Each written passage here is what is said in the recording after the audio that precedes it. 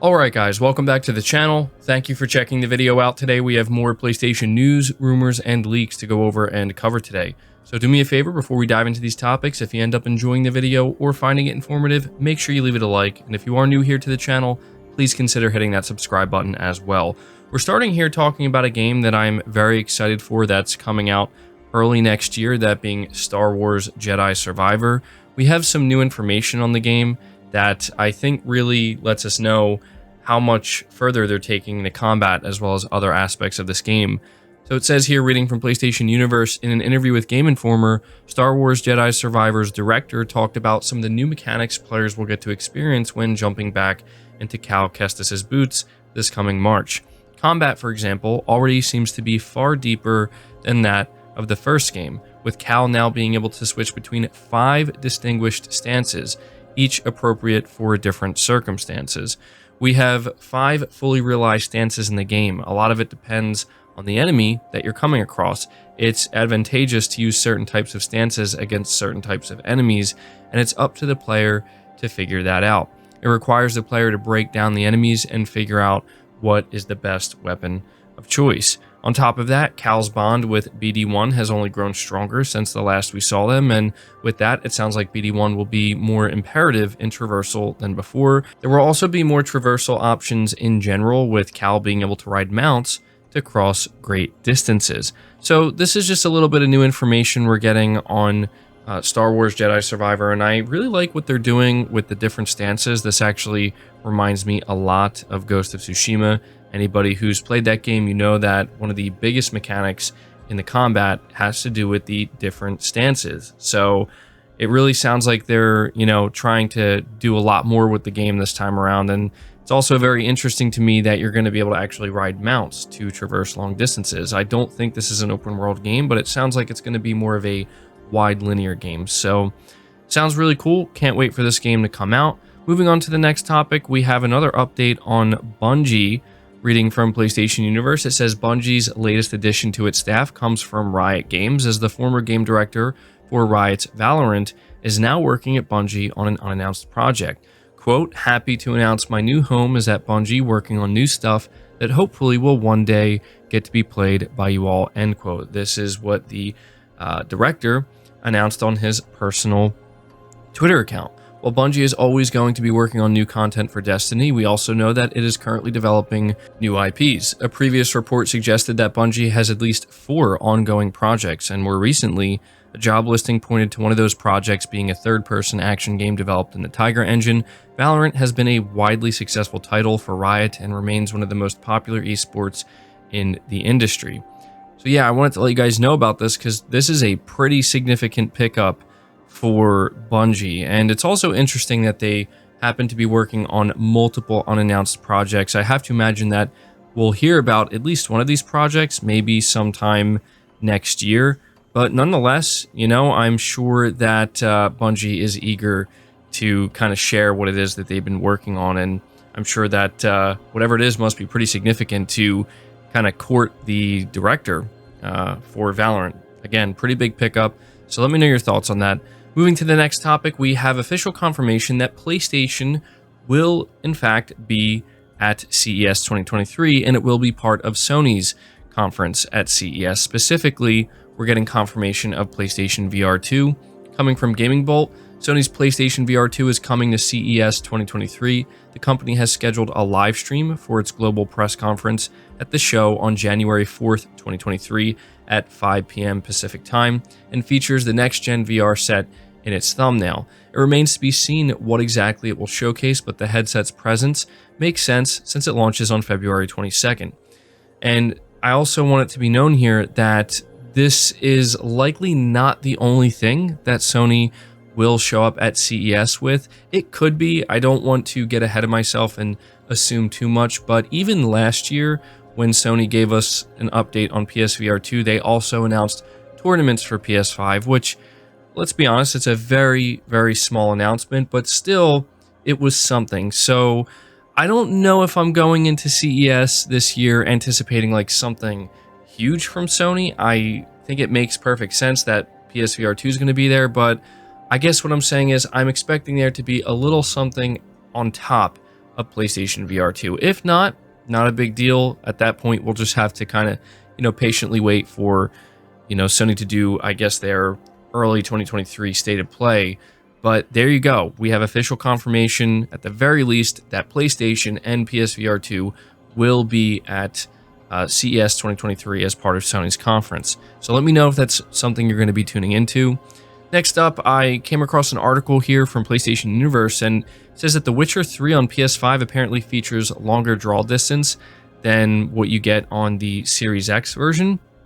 They say here, the Pixel Wizards at Digital Foundry have put the PS5 and Xbox Series X and S versions of The Witcher 3 Wild Hunt through its paces and have found that the version available on Sony's hardware boasts improved draw distance in both performance and ray tracing mode. Quote, there appears to be a big difference in draw distance, especially in foliage. In other words, plants drawn much farther afield on PS5 than on Series X, leaving patches of the Xbox version's world looking more barren up ahead, at least up until they get up close, end quote.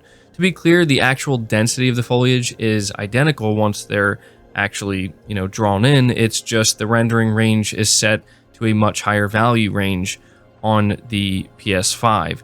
So I figured I would just kind of let you guys know about this because, we have recently been talking about the PS5 going up against the Series X with games like the Callisto Protocol and other games, but also hearing a developer come out and recently explain how PS5 is just basically easier to take advantage of and easier to offer some performance advantages. And, I think it's interesting to kind of look at The Witcher 3 and I think a lot of people were waiting for that Digital Foundry comparison, and it's nothing major. I don't want to sit here and make it sound like this is a deal breaker. It's not, but it's still, I think, just kind of worth pointing out because it just seems like time and time again, the PS5 shows that it's a more than capable console, and when it comes to the competition, it seems to not only be holding its own, but continuing to maybe, still have advantages in some areas. So I'd say that's overall pretty impressive.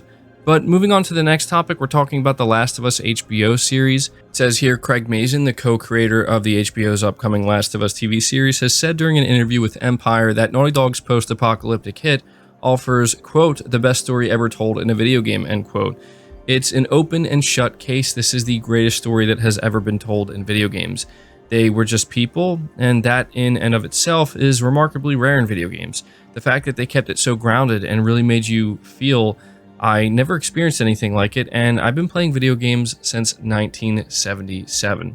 So this is a quote that's kind of been maybe making the rounds a little bit, and, it's making some people get upset for some reason. I don't know why, because I do feel like there are probably quite a few people who have played The Last of Us and actually would agree with this statement. Now, I understand that there are many other amazing stories in video games, and to come out and basically crown this one single video game as the greatest story.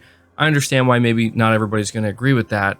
It makes sense. But, I think that basically what Craig Mazin is trying to say here is that the story that was told in The Last of Us is one of the best. And I think that everybody to some degree could at least agree with that. And it's not just the story itself, it's also the way it's told.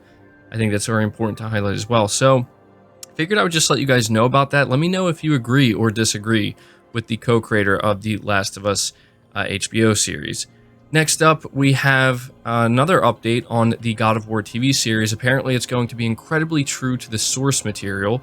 So again, from PlayStation Universe, God of War is the latest franchise to have a new TV show adaptation confirmed, and though there remains plenty of questions, including who's going to be playing Kratos, Amazon's head of television, Vernon Sanders, is reassuring fans that the series is incredibly true to the source material. In a recent interview with website Collider, Sanders spoke about the recently confirmed series, which will be picking up Kratos' story with God of War 2018, rather than going further back into his Greek origins. So this is pretty much what he's trying to say, is that they're going to keep it very true to the source material, which I think is incredibly important for a game like, God of War. But he did also go on to say, quote, you will fall in love with the show and feel very much invited in, so we think it's going to be huge, end quote. This is what he had to say for maybe people who didn't play the game. Is this going to be a show for them? And, that's one of the big things about these TV series and these movies that are being created by PlayStation Productions, it's a big effort to try to expose these characters and these stories and this IP to people who just simply haven't played the games. You have to imagine there are going to be quite a few people who watch The Last of Us HBO and this God of War TV series that just maybe never even heard about this. And then, you know, who knows, one day they might decide, oh, this is a game, maybe I'll go buy a PlayStation, try these games out, whatever. But even if not, you know, it's just good exposure for the IP in general, as long as it's done well. So I figured I would let you guys know about that. But to close out this video, I want to let you guys know that God of War Ragnarok has pretty much dominated the PlayStation Blog Awards and, you know, walks away with Game of the Year. So yeah, every year the PlayStation Blog does these awards, you know, end of the year awards, and it says PS5 Game of the Year, God of War Ragnarok. PS4 Game of the Year, Ragnarok. Best New Character, Thor, Ragnarok. Best Story, Ragnarok. PlayStation Graphical Showcase, Ragnarok. Art Direction, Ragnarok. Audio Design, Soundtrack of the Year. Best Accessibility Features. Best Use of DualSense. But below that, we have Best Multiplayer Experience, which is apparently MW2. Best Ongoing Game, Warzone 2. Best Sports Game, GT7.